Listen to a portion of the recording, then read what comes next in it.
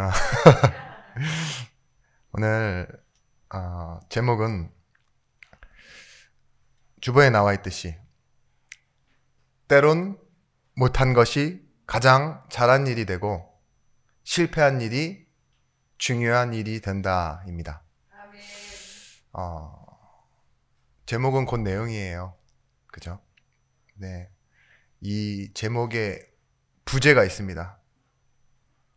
바울이 오늘 하고자 했던 말이 무엇이냐? 성공과 실패로 운명을 결정할 수 없다입니다.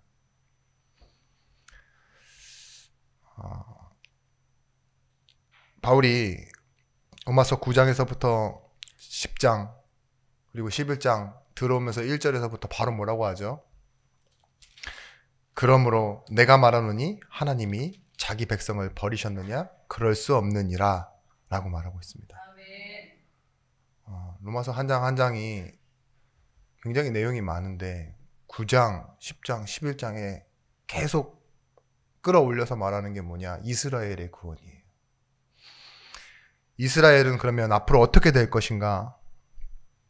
이 하는 내용이죠. 이스라엘의 구원이 왜 중요하냐? 바울이 지금 이 내용을 계속 끌어내려서 하는 이유가 있습니다.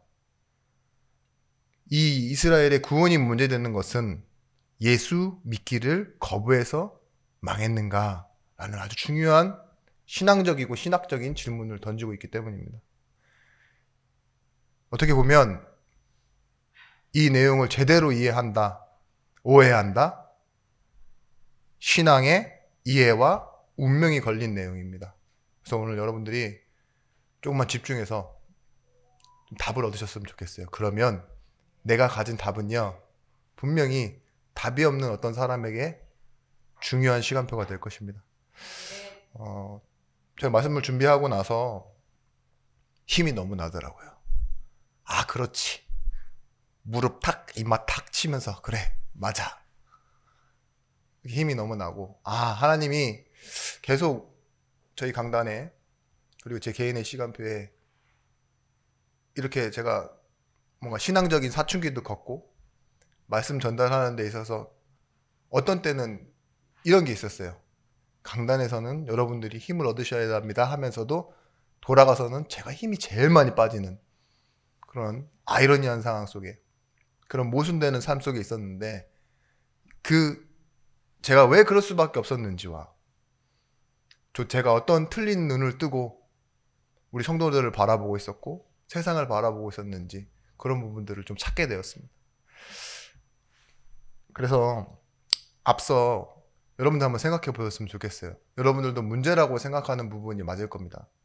제가 모든 내용을 충족시키진 못하겠지만 잠시 생각해 봤는데 이 문제가 여러분들에게도 어떻게 생각이 되시는가요?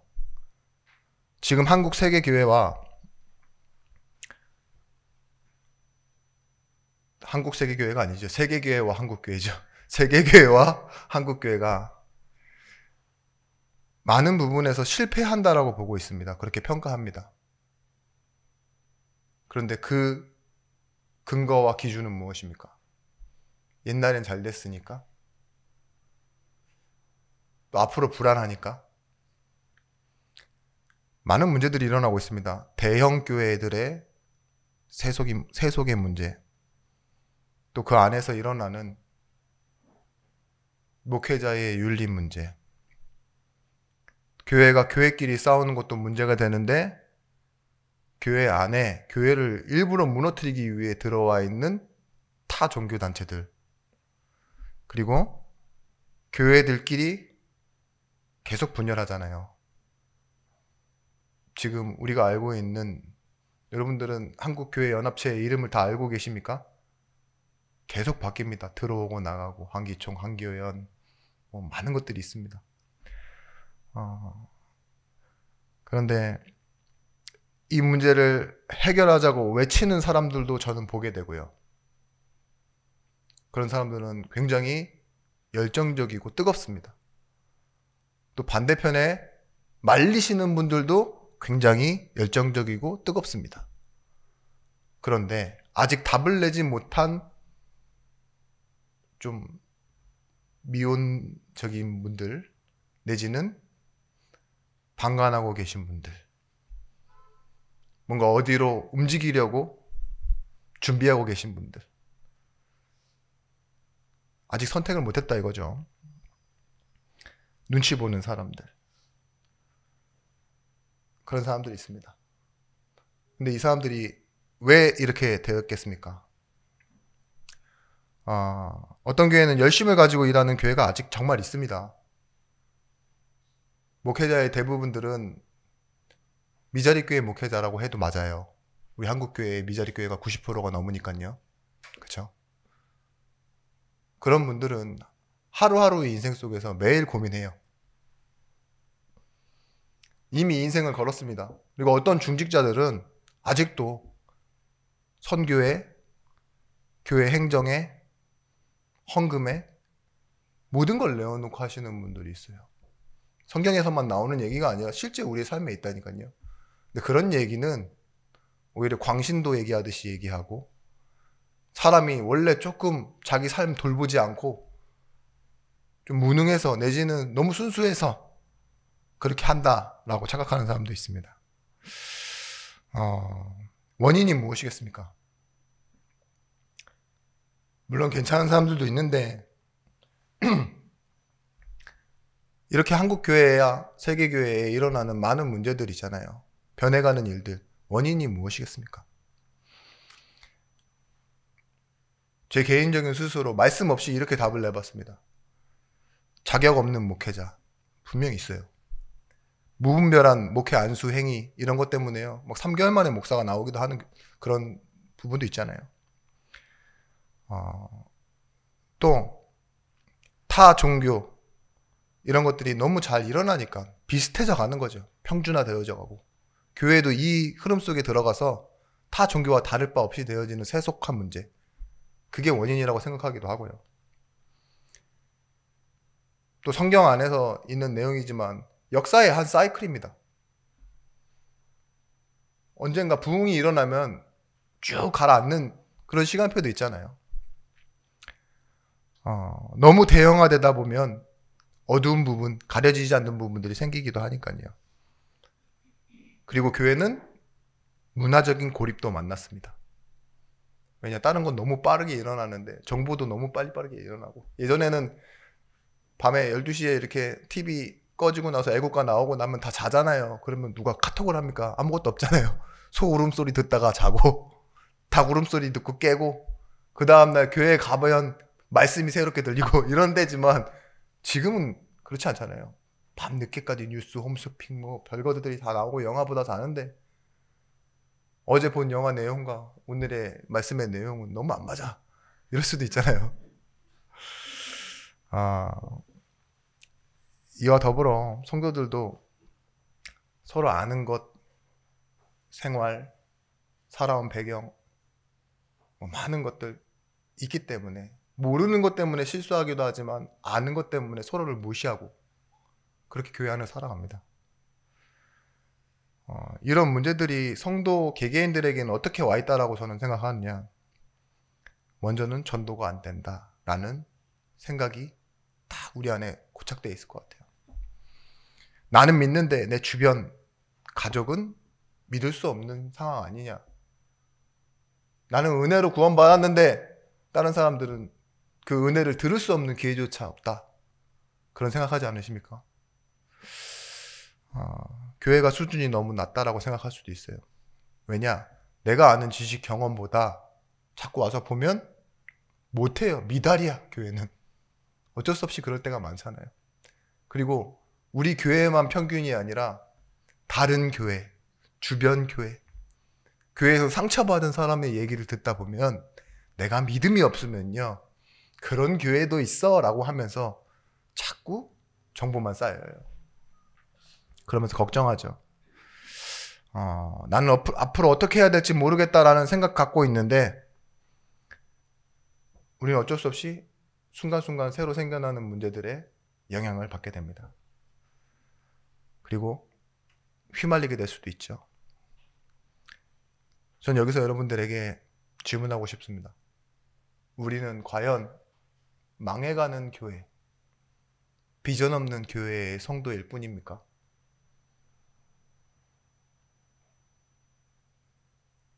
여러분 마음 한켠에 그런 생각 있지 않으세요? 오늘 답을 얻고 그리고 하나님의 진짜 크신 은혜를 알며 이제는 피했던 것들, 몰라서 멈춰 있었던 것들에서 본질적인 싸움을 시작하시는 날이 되어주길 바랍니다. 바울은 서론적으로 이렇게 질문합니다. 하나님이 자기 백성을 버리셨나? 바울의 질문이에요. 우리는 어떻게 질문할 수 있죠? 바울의 질문처럼 하나님이 내 가정을, 내 교회를, 이 시대를 버리셨나? 라고 생각할 수도 있어요. 기독교 신앙의 운명은 누가 정하는가? 바른 답을 알고 있어야 됩니다. 분명히 하나님은 이스라엘 백성들을 통해 시작하시고 함께 하시고 약속하셨는데 결국 신앙에 실패하면 끝인가? 이 소리를 하는 거예요. 함께 하시고 약속하시고 찾아오신 그 시작 이런 것들 다 필요 없이 우리가 안 믿으면 끝이에요? 바울이 이렇게 질문하고 있다니까요. 우리가 거부하고 순종하지 않으면 망하는 겁니까? 그러면 운명은 우리 손에 있는 거예요. 우리가 믿고 안 믿고에 따라. 로마서 11장 1절 말씀에 그러므로 내가 말하노니 하나님이 자기 백성을 버리셨느냐? 그럴 수 없느니라라고 답을 내놓고 있어요. 그러면서 뭐라고 하느냐? 나도 이스라엘 사람이다 이렇게 얘기해요. 나도 순종하지 아니한 그 이스라엘 백성 중에 핍박자였고 수많은 예수 믿는 사람을 잡아 죽인 순종하지 아니한 내가 망했느냐 이렇게 얘기하고 있는 거예요. 오히려 전도자로 섰잖아요. 그렇죠? 이게 하나님의 방법입니다. 바울이 하는 자문자답 두 가지가 있습니다. 이걸 뭐라 그러냐? 스스로 물어보되 답을 바로 자신이 하는 거예요. 설교의 방식과 같죠. 이걸 보고 이제 헬라어로는 디압트리베라고 하는데 수사학적인 질문이 하나님은 실패하지 않으신다라는 답을요. 로마서 11장 29절 말씀 우리가 읽은 본문보다는 좀 멀리 있는데요. 뭐라고 얘기하느냐? 하나님의 은사와 부르심에는 후회하심이 없느니라. 아멘. 하나님은요. 부르심에 대한 은혜 주심에 대한 것에 대해 후회하심이 없대요. 아멘. 로마서 11장 6절 말씀 만일 은혜로 된 것이면 행위로 말미암지 않음이니 그렇지 않으면 은혜가 은혜되지 못하느니라. 이 말은 뭐냐? 우리가 은혜로 구원받은 것 아니냐? 행위로 구원받은 것 아니다 이 소리예요. 아멘. 그렇기 때문에 은혜로 세워진 것은 행위로 무너뜨릴 수 없다 이거예요. 아멘. 우리가 진짜 은혜로 구원받았다 이러면 우리가 어떠한 틀린 행위 때문에 실패할 수 없다 이 소리를 하고 있는 겁니다. 만약에요 이스라엘의 실패가 그들의 운명을 결정하는 거라면 하나님의 은혜는 설 자리가 없습니다. 은혜는 분명히 우리가 스스로 하지 못하는 것을 하나님이 선물로 주신 것이기 때문입니다. 분명히 답이 없다라고 말하는 엘리야 오늘 본문에도 나와 있죠. 그렇게 큰 승리를 해놓고서 도망해요. 오늘 본문 3절 6절 말씀에 보면 도망해서 호렙산에 앉아있는 엘리야. 그러면서 뭐래요? 나는 인생에 답이 없습니다. 나는 망했습니다. 죽고 싶습니다. 라고 얘기할 때 하나님 거기에 대해서 뭐라고 얘기하시느냐? 주여 그들이 주의 선지자들을 죽였으며 주의 제단들을 헐어버렸고 나만 남았는데 내 목숨도 찾았나이다 하니 우리 이제 망했습니다. 이 소리잖아요. 그때 그에게 하신 대답이 무엇이냐? 내가 나를 위하여 바알에게 무릎 꿇지 아니한 사람 7,000명을 남겨두었다 하셨으니 현재입니다. 그런즉 이와 같이 지금도 은혜로 택하심을 따라 남은 자가 있느니라. 몇 명이나 남겨두셨다 했습니까? 7,000명이나 남겨두셨다 했어요. 보세요. 시대가 꼭 세상에 지고 있는 것처럼 보이고 우리는 실패하는 것 같고 없어지는 것처럼 보이지만 하나님은 뭐예요? 은혜로 따라 택하심을 받은 남은 자 있다고 했어요. 그래서 우리가 먼저 뭘 알아야 되느냐? 첫 번째입니다.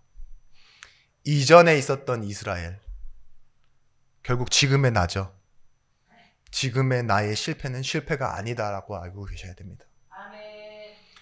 아니 하나님, 결국 구원하실 거면 반역하기 전에, 실패하기 전에, 못난 짓 하기 전에 사전에 막으시고 개입하시지, 실컷 못난 짓 하게 놔두시고 나중에 붙들어 매는 것은 무슨 의미입니까? 우리로는 이해가 되지 않습니다라고 말하는 사람들 많아요. 그죠? 그런데 우리가 혹시나 자유의지를 주셔서 실패하게 만들고 때로는 어려움에 가게도 만들고 그러면서 하나님께 돌아오게 만드시는 것에도요, 하나님의 계획과 이유가 있대요. 하나님은 하나님의 일을 하시기 위해 모든 것을 사용하시는 하나님이십니다. 이 말을 이해하셔야 돼요. 방관해서 내두신 게 아니에요. 하나님의 성실하심은요, 믿음에만 반응하는 그런 수동적인 종교나 우상에 대한 행위가 아니에요. 우리가 막 복받기 위해 빌고 구할 때만 주시는 하나님이 아니라니까요. 하나님은 불순종하고 거절하고 돌아서는 백성에게도 하나님의 의를 나타내시고 긍휼을 베푸시는 하나님이세요. 그래서 모든 것은요, 사실은 어디에 종속되느냐? 하나님의 은혜에 종속됩니다. 우리가 무엇을 해도 하나님의 영광을 위해서 하나님은 일하십니다. 우리 말씀의 흐름 속에 나왔습니다. 혹시 안 들으신 분 있으면 꼭 수요 예배나 지난주 말씀 들어보세요. 하나님이 주신 교회, 그리고 그리스도인이라고 말하는 성도에게는요, 구원이 목적되지 않습니다. 구원은 완성으로 주셨고요. 그 구원 안에 뭐가 있습니까? 다른 종교가 말하는 복이 그대로 그 구원 안에 들어있는 거예요. 결과적으로 얻어야 되는 그 복음, 구원이요, 우리는 시작으로 받았다니까요. 죄인일 때. 근데 이 구원은 뭡니까? 하나님과 영원히 함께하는 비밀이 되어지는 거예요. 그러면 구원받은 성도는 이 땅 살아가면서요, 뭘 하느냐? 하나님의 영광 나타내는 거예요. 그래서 그리스도인의 최종적 목표는 구원이 아닙니다. 하나님께 영광. 하나님도 이 일을 위해 하나님 자녀와 함께 하시는 거예요. 얼마 전에 우리 집사님한테도 이렇게 집에 가는데 말씀 끝나고 이렇게 저한테 얘기를 해주시더라고요.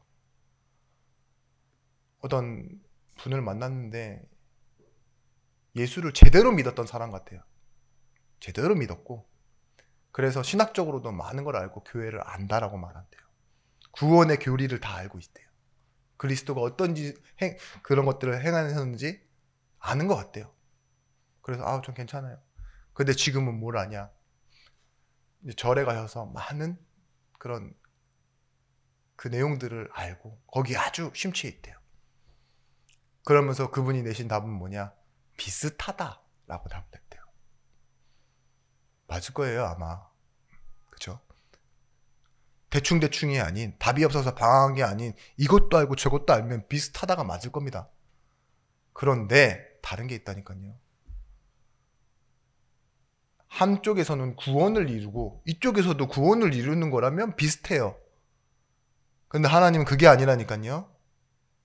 하나님의 영광을 위해서 일하세요.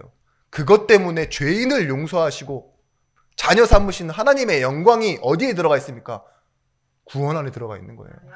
구원은 어디를 향하고 있습니까? 하나님의 영광을 향해 있다니까요. 오늘 말씀에 이렇게 나와 있습니다. 11장 11절. 그러므로 내가 말하니 그들이 넘어지기까지 실족하였느니라. 하였느냐? 그럴 수 없느니라. 그들이 넘어짐으로 구원이 이방인에게 이르러 이스라엘로 식이 나게 함이니라. 그들이 넘어짐이 세상의 풍성함이 되며 그들의 실패가 이방인의 풍성함이 되거든 하물며 그들의 충만함이요.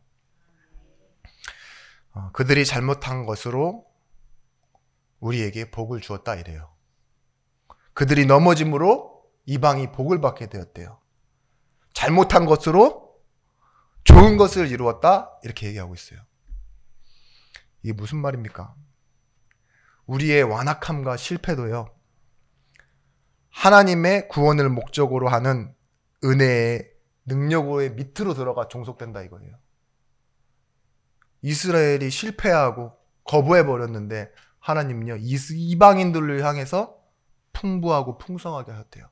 아멘. 복을 주셨대요. 아무 자격도 없는 이방인들에게 주시는 은혜를 통하여 이스라엘 백성들이 시기하기 시작한 거예요. 하나님, 우리는 이 몇 대를 걸쳐서 복음받고 구원받고 이걸 지키고 이걸 회복하려고 그렇게 노력했는데 이방인들에게는 그냥 거저 주실 수 있는 거예요? 시기나게 했죠. 그런데 그 과정이 중요합니다. 결국은 이스라엘 백성들은 뭘 알아가는 과정이에요? 하나님의 은혜를 알아가는 과정이에요. 아멘. 구원은요, 율법의 행위와 우리의 공로로 하나님의 일에 협업하고 동역해서 이뤄내는 일이 아니에요. 꼭 이스라엘이 순종해야지만 하나님은 이방인을 구원해내실 수 있었던 게 아니라 이 말입니다. 이스라엘이 거부하고 불순종했는데도 하나님은 뭐 하셨어요? 이스라엘 백성들이 그랬던 것처럼 저들에게 은혜를 주어 구원해내셨어요. 아멘. 이스라엘이 그거에 배신감을 느낀 거고 그거에 뭐예요? 돌아오는 사람이 생긴 겁니다. 하나님은 스스로가 오히려 아무로 자격 없는 자, 은혜 베풀지 못할 사람에게, 자격 없는 사람에게 그저 하나님의 일방적 사랑으로 은혜를 베풀어 내신 거예요. 우리는 여기서 어떤 결론을 얻게 됩니까? 우리가 신앙생활을 잘해서 복을 받는 게 아니다 라고 결론 내려주실 때 그런 결론을 얻게 됩니다. 그죠? 어떤 것도 하나님의 은혜로, 은혜 밖으로 벗어날 수 없다. 어떤 것도 하나님의 궁극적인 목적을 방해할 수 없다.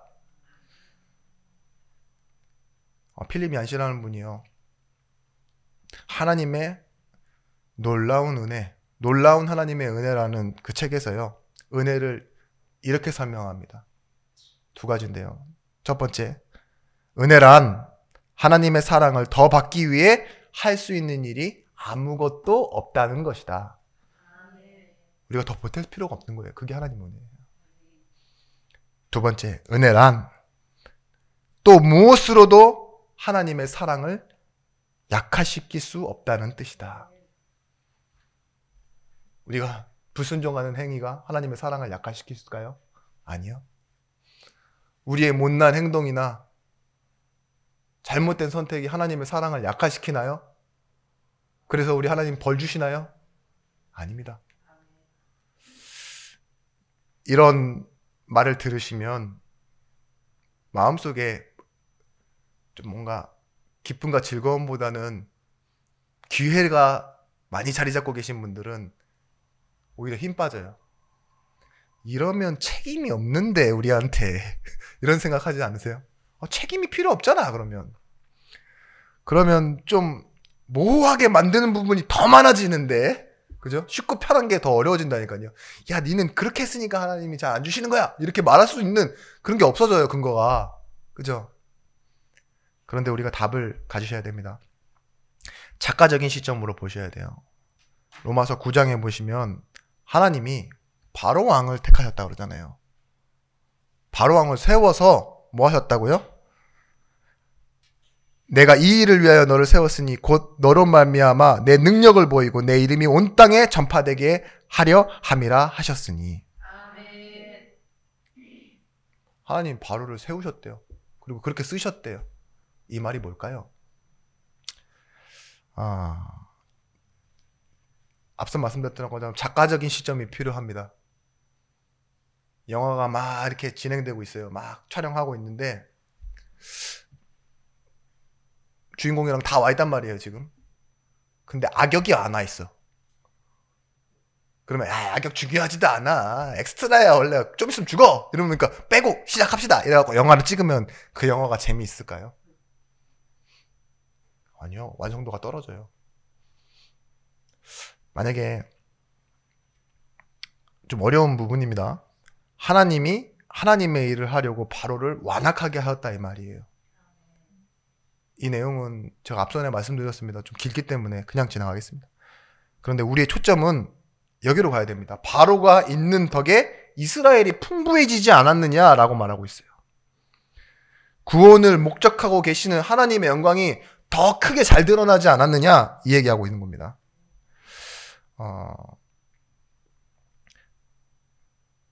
콩쥐 팥쥐 아시죠?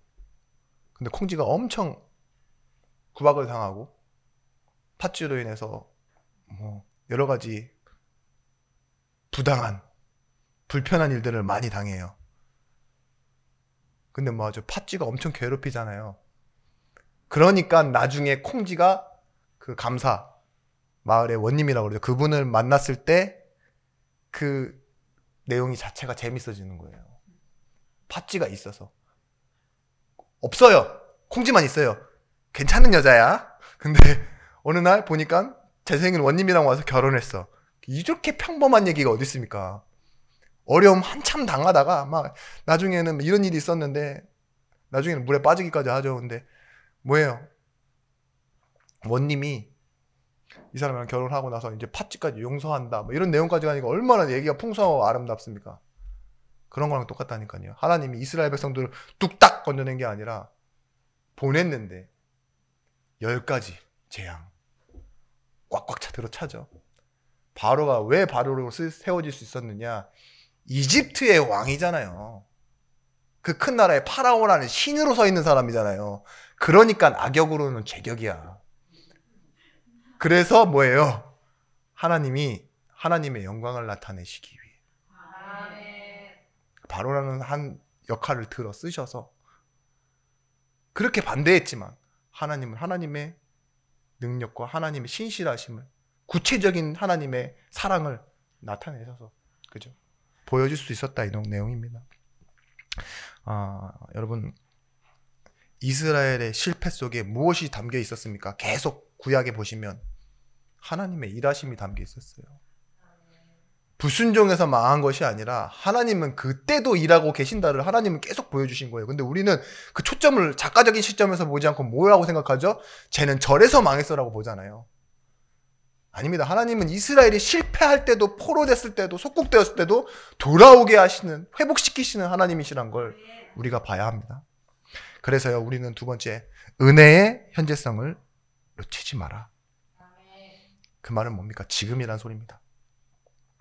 옛날 약장수가 공터에 찾아와서 여러 가지 쇼를 합니다.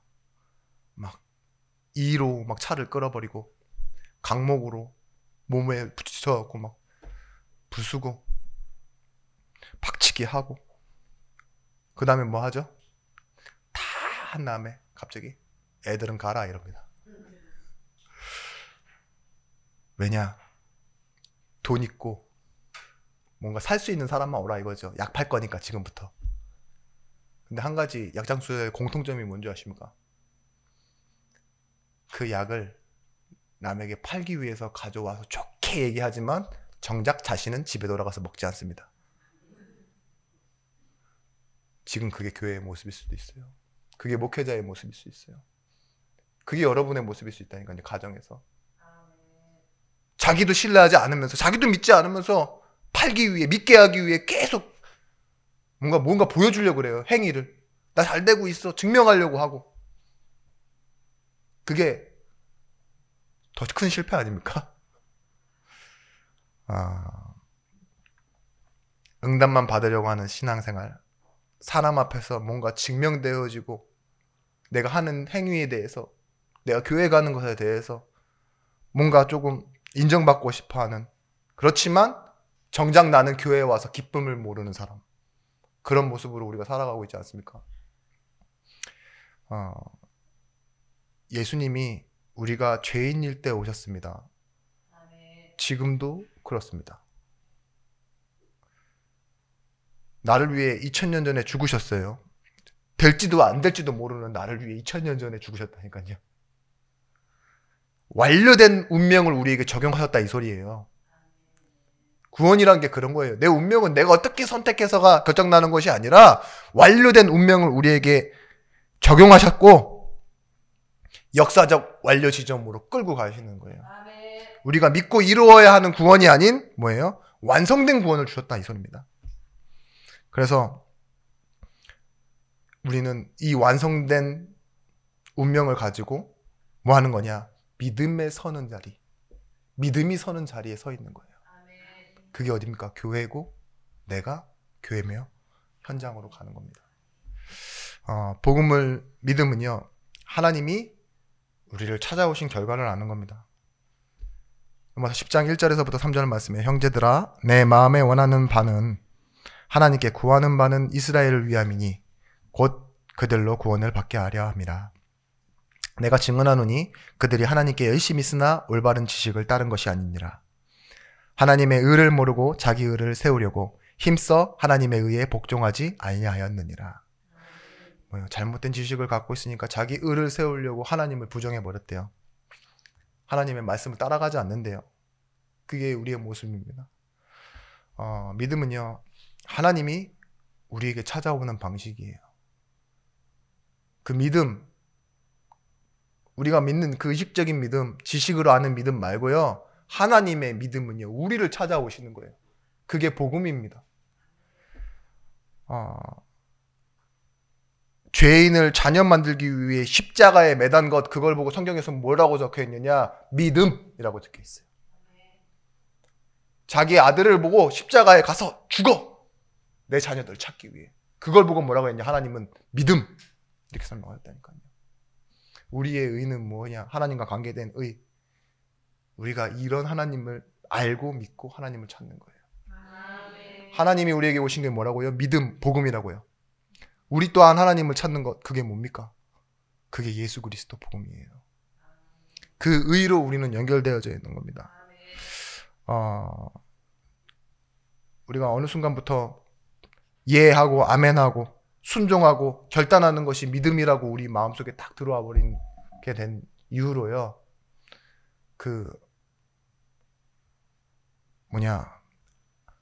믿음이 결국은 아멘하는 것이고 내가 삶을 하나님께 맞추는 것이라고 생각하니까 믿어야 산다, 믿어야 복 받는다, 이쪽으로 계속 교회가 어떻게 됐죠? 아멘을 강조하면서, 지금도 물론 마찬가지입니다. 우린 그렇게 말해야 됩니다. 근데 그렇게 말한다고 해서 잘못 들으면 안 돼요. 나는 믿었다, 너는 안 믿었다, 이렇게 나눠버리면 안 된다 이거예요. 예수천당 불신지요, 이게 되게 무서운 말입니다. 그게 율법과 정죄의 말이에요. 맞는 말인데, 원리상은 맞는 말인데, 내가 믿고 선택이 마치 나에게 있는 것처럼, 내가 운명을 결정할 수 있는 것처럼 말하는 거 틀리다니까요. 그래서 여러분 집에 가보시면은 바로 예수 안 믿는 자녀 있잖아요. 그죠? 세상의 성공만을 바라보는 주변 사람들, 혹시 교회 간다고 막 칼부림하는 남편 있습니까? 아니면 교회 다녀와, 차비 줄게, 이런 남편 있습니까? 둘 다 똑같은 죄인이에요. 그죠? 그런데 우리는 누가 더 좋아 보여요? 이 경망스러운 행동을 해보는 돈을 주는 남편, 뭐 그런 사람도 좋아하잖아요. 그죠? 예수 믿는다 안 믿는다, 누군 도움된다 누군 안 된다, 이런 식으로 나누면 안 된다니까요. 이게 무슨 저주인가 막 이렇게 생각하잖아요. 왜 나는 인생은 이렇게 기구한가? 여러분, 은혜의 현재성은 뭐냐? 모든 인류, 모든 역사, 모든 운명이 그의 은혜에 덮여있다. 어린아이, 진짜로 장애가 있는 사람, 내지는 죽을 날이 얼마 안 남은 사람, 죄인, 칼 들고 설치는 사람, 그죠? 타 종교에 빠져있는 사람, 그런 사람들요, 어떻게 하나님이 구원을 쉽게 만들어 놓으셨냐? 예수 이름 부르면 구원받도록. 하나님이요, 우리의 행위에 힘을 두시지 않고요, 구원을 너무 쉽고 단순하게 만드셨는데 능력으로 만들어 놓으셨어요. 하나님이 찾아오시는 그 시스템으로. 그래서요, 고린도후서 12장 9절 말씀, 내가 약하대요. 몸에 병 들어있대요. 근데 나의 여러 약한 것들에 대하여 자랑하리니 이는 그리스도의 능력이 내게 머물게 하려 함이라. 우리는 약할수록 뭐하냐? 그리스도를 바라봐요. 이게 내가 그러니 남도 그럴 것이다 하는 가장 좋은 예예요. 은혜 받은 사람, 바울이 뭐예요? 내가 은혜를 받고 보니 남도 그러해야 된다라고 보이잖아요. 근데 여러분들이 가장 안 좋은 예가 뭐냐? 나는 되는데 너는 좀 안 되네. 무시하고 홀대하는 그런 안 좋은 예가 있습니다. 나는 하는데 너는 왜 안 할까? 근데 둘이 응답 못 받는 건 똑같아요. 그러면서도 나는 뭔가 하고 있으니까 내가 더 잘하는 것 같아. 착각하지 마십시오. 은혜의 현재성. 하나님은 지금 우리에게 모든 인류, 모든 역사, 모든 운명이 하나님의 은혜 안에 포함되어 있습니다. 그래서 세 번째로 은혜로 남은 자입니다. 오늘 이 엘리야를 통해서 말한 것처럼 은혜로 남은 자는 하나님의 영광을 나타낼 자입니다. 오늘 본문에서 엘리야가 호렙산까지 도망와서 다 죽고 나 하나 남았다라고 생각하잖아요. 그게 착각이에요. 아닌데? 7천이나 남았는데? 나가 남겼는데? 라고 얘기하시잖아요. 이스라엘이 망했다. 그렇게 생각하냐? 이스라엘은 구원받지 못한다라고 생각하냐? 아니다. 나도 이스라엘이다. 바울이 말하고 있어요. 그런 의미에서 하나님의 은혜와 택하심은 여전히 뭐예요? 유효하고 여전히 우선한다 이 소리입니다. 그러면 우리 입장에서 생각해 보겠습니다. 지금 현재 기독교, 세계교회, 한국교회, 우리 교회, 그리고 내 주변에 있는 가족 여전히 유효합니다. 우리가 하나님이 남아있는 그것을 바라보지 못하면요, 쓸데없는 소리 하게 돼 있어요. 그 쓸데없는 소리 중에 하나가 뭐냐? 여러분들이 정석으로 알고 있는 거, 촛대를 옮기셨다라는 내용이에요. 봐봐라, 초대교회에서 안디옥으로 촛대가 옮겨가지 않느냐, 막 이런 식으로 생각하고, 그 교회를 비판하는 어떤 종교단체에서는 뭐라고 하는 줄 아세요? 촛대를 옮겨버렸대요. 하나님이 더 이상 한국교회에 소망을 두지 않으셨대요. 유럽에 있던 걸 미국으로 갔다가, 미국에 있던 게 한국으로 이렇게 왔다가 다시 막 이렇게 분신사바도 아니고 이거 뭐예요? 왔다 갔다 하는데 그런 하나님이 아니세요. 안 되면은 뭔가 원인을 우리 뭔가 그 지식 속에, 지성 속에 담아내야 되죠. 이론으로 정리해놔야 되죠. 그런 것은요, 여러분들이 하나님의 은혜를 아는데 하나 도움이 되지 않습니다. 누가복음 2장 25절에서 35절 말씀 한번 집에 가서 읽어보십시오. 예수님의 탄생에 대한 말씀입니다. 2장 25절에서 35절 말씀. 제가 하반절만 좀 읽어드리면 32절 말씀에 이방을 비추는 빛이요 주의 백성 이스라엘의 영광이니이다 하니 그의 부모가 그에 대한 말들을 놀랍게 여기더라. 시므온이 그들에게 축복하고 그의 어머니 마리아에게 말하이르되 보라 이는 이스라엘 중 많은 사람을 패하거나 흥하게 하며 비방을 받는 표적이 되게 하기 위하여 세움을 받았고 또 칼이 내 마음을 찌르는 듯 하리니 이는 여러 사람의 마음의 생각을 드러내려 함이라 하였더라. 분명히 예수는 이방을 비추는 빛인데 이스라엘의 영광으로 오신 분인데 탄생 가운데서도 예수는 비방의 표적이 될 것이다 이렇게 말합니다. 왜 그렇게 하나님이 말씀하셨을까요? 같은 상황인데요, 결과는 누구에게나 같지 않다 이 소리예요. 고린도 전서 1장 말절 말씀이 뭐냐면 십자가의 도가 유대인에게는 거리끼는 것이요 헬라인에게는 미련한 것이래요. 십자가의 도가 똑같은 건데, 근데 예수 믿는 자에게는 뭐라고 말합니까? 하나님의 능력이요 지혜라 이렇게 말하고 있어요. 맞는 길, 틀린 길, 그런 길이 우리에게 많이 선택적 운명의 길이 있는 게 아니에요. 뭐가 있느냐? 하나님이 주신 위의 길이 있어요. 그 길로 가는 거예요. 오직의 길. 사망의 법 있죠. 죄의 법. 이 속에서 우리는 모든 걸 다 계산하잖아요. 근데 그 법밖에 없는 줄 알았는데 하나님이 주신 또 다른 우리를 살리는 은혜의 법이 있대요. 생명의 성령의 법. 그 속으로 들어가는 겁니다. 로마서 11장 5절 말씀. 그런즉 이와 같이 지금도 은혜로 택하심을 따라 남은 자가 있느니라. 여러분, 이걸 적용하셔야 돼요. 내가 남은 자로, 은혜로 택하심을 입은 자로, 하나님이 남겨두신 사람으로. 아멘. 분명히 예수님은 극명한 반대와 저주 속에 죽어가는데 거기 속에 뭐라고요? 실패한 건데 그 속에 하나님의 영광이 있대요. 아멘. 우리는 뭘 봅니까? 실패를 봅니까? 아니죠. 하나님의 영광을 봐야 될 사람들이에요. 아멘.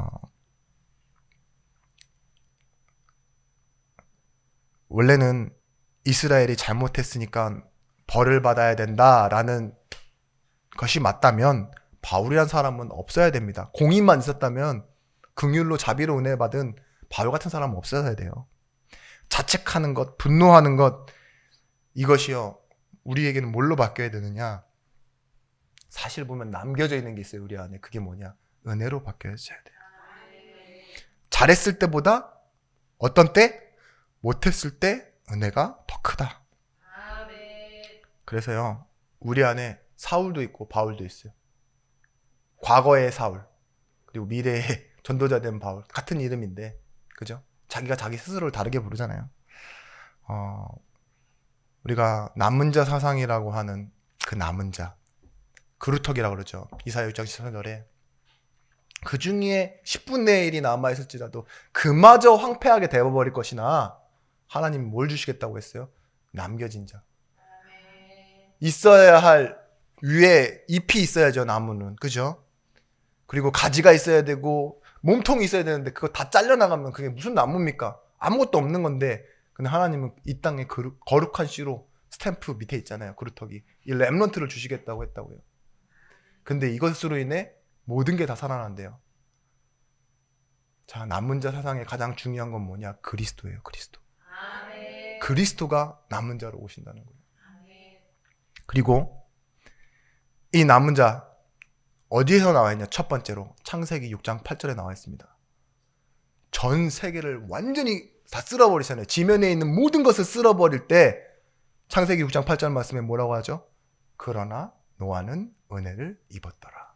아멘. 노아의 한 가정이 살아나는데 뭐가 살아나요? 전 세계가 다 다시 살아나요. 그게 남은 자예요. 남은 자만 있으면 되는 거예요. 하나님은 세상에 어떤 것을 가장 중요하게 보실까요? 저는 남은 자라고 생각합니다.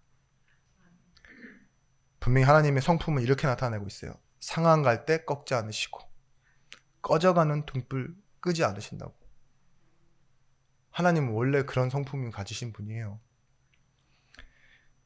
로마서 10장 21절 말씀 우리 계속 나누고 있습니다. 저는 이 말씀이 저를 자꾸 이렇게 깨워요. 계속 생각나요. 잘못하는 사람들 볼 때. 연약한 사람들 볼 때도 생각나더라고요. 그리고 굉장히 힘이 나더라고요. 10장 21절 말씀. 이스라엘에 대하여 이르되 순종하지 않고 아니하고 거슬러 말하는 백성에게 내가 종일 내 손을 벌렸노라 하였느니라. 아멘. 하나님이요, 순종하지 않고 불순종한 그들에게 뭐 한다고요? 잠시? 아니요. 종일 내 두 팔을 벌려버렸대요. 아멘. 저는 이런 하나님을 믿습니다.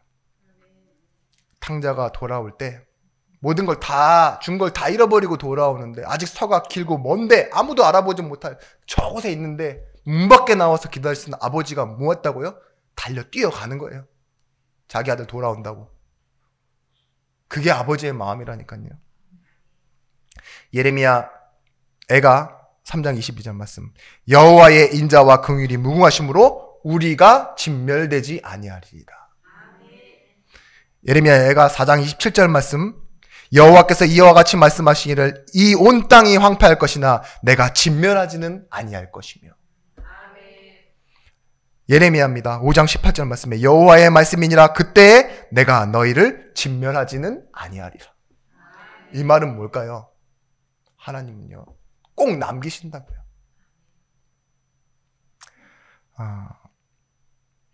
여러분 넘어졌습니까? 넘어졌다라고 생각하시면 일어나시면 됩니다. 아멘. 넘어진 것에서 우리는 뭘 찾느냐? 우리의 힘이 되고 실력이 되게 하시는 것이 십자가의 능력이요 하나님의 은총이란 것을 알게 되실 겁니다. 결론입니다. 우리는 하나님의 영광을 보는 사람, 나타낼 사람입니다. 이스라엘의 그 실패와 그 민망함은요, 우리가 역사에서 배워야 할 하나의 통찰이라고 생각하실 수 있어요. 이게 우리가 만들어낼 수 있는 최대한의 이해죠. 아, 그래, 우리 그렇게 하면 안 되겠구나. 아, 그래도 하나님은 구원하셨구나. 이게 최대한이라고요. 근데 이것을 넘어서야 됩니다.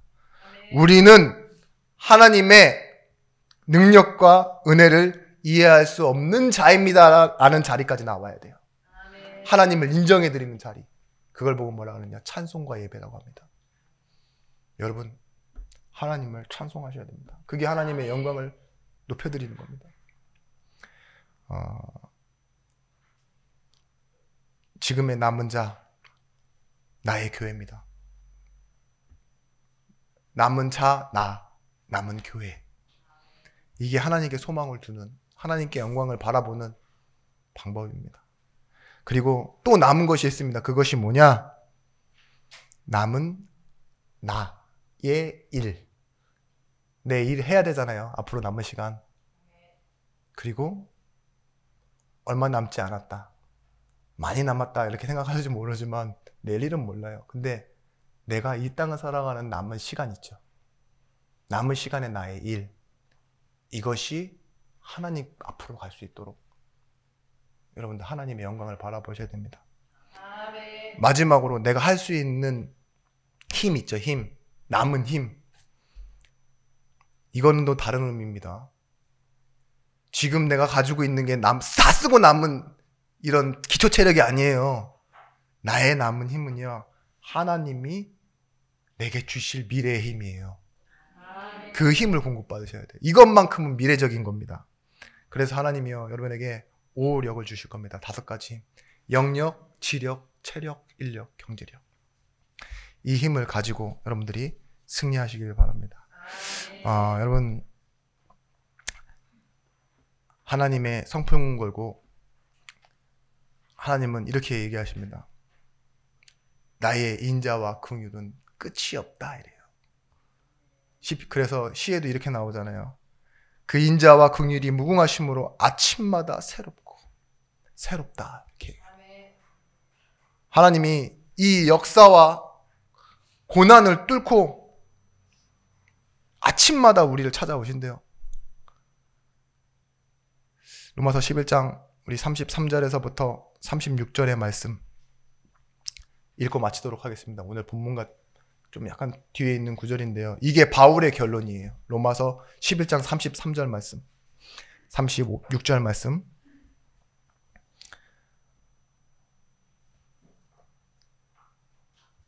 같이 읽겠습니다.